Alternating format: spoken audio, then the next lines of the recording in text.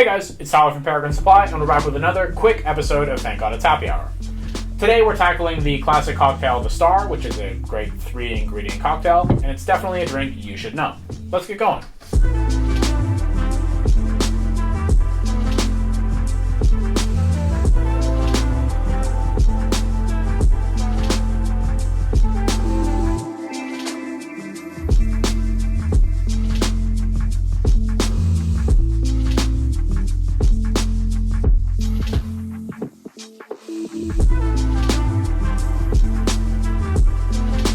The Star is a classic 3-ingredient cocktail that first appeared in Henry Craddock's book, The Savoy Cocktail Book, which is a great resource for cocktails of any sorts. It's attributed to an unnamed bartender who made it around 1870 in the late 1800s at the Manhattan Club in New York.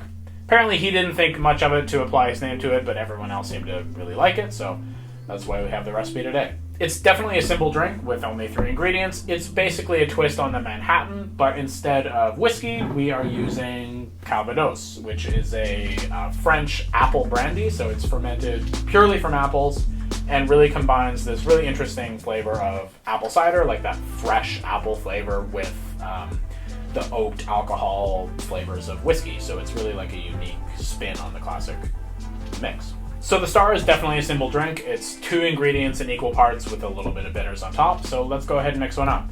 We're going to do 1.5 ounces of our Calvados and our sweet vermouth in a glass with ice. So I'm going to add a little bit of ice to the shaker. And we're going to do 1.5 ounces of each of our Calvados.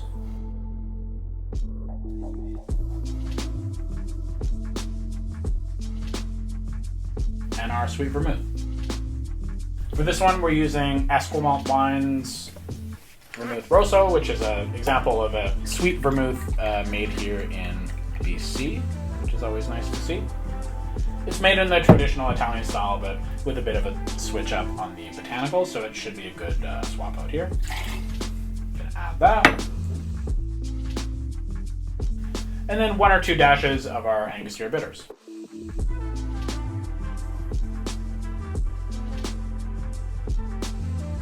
And we'll just stir this guy up. This is a classic cocktail, so you know you're done stirring when you're both tired and thirsty. So let's go ahead and stir this guy up.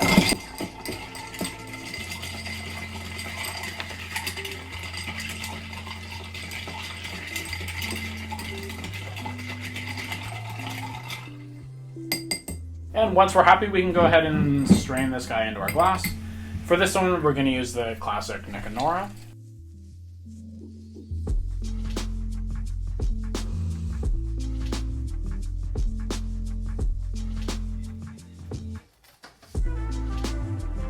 And there you go, the Star. Let's give it a taste.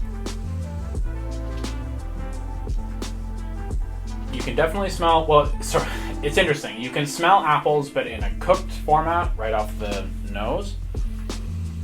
It has an apple pie scent, but without the spices like cinnamon and nutmeg, so it's that sort of cooked apple.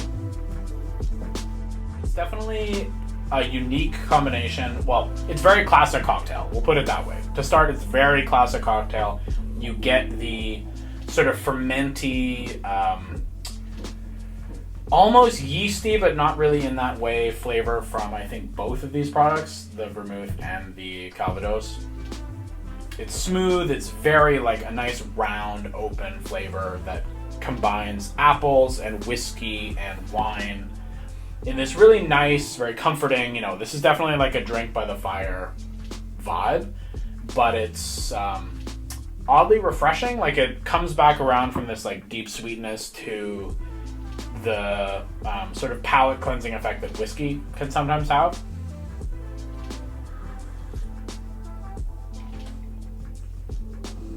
Well, and the nose is quite complex too. To be honest, with all of the vermouths that we've tried with this recipe, you sort of get a coriander flavor scent right off the bat, and then almost like a vanilla. It's a very sensory, engaging drink. You use like a lot of your senses to really appreciate it, and with 2 ingredients plus bitters, it's impressive.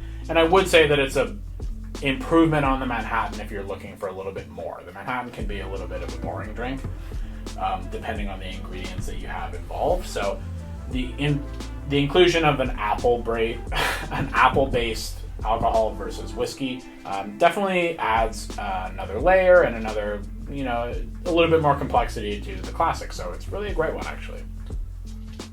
So the apple is actually one of those funny things, because in the Calvados, the first impression that you get upon smelling it is fresh apples, which is really sort of intriguing, because the second flavor you get is like very whiskey forward. So it goes from like this incredible freshness to this aged, wooded sensation very quickly, which is sort of interesting. But in this drink, it sort of not fades into the background, but integrates into the other flavors that we have going on in like a very seamless way. You don't necessarily taste apple, but you get it's sort of funny. One of our Hannah said that you get, it's like someone's shouting about apple in the other room while you're drinking a Manhattan, which is definitely explains the flavor in a good way. So this is definitely a drink that the vermouth that you pick is going to impact the impression that the end drink has. So this Esquimalt wine vermouth is definitely a little bit fresher. It's got more herbal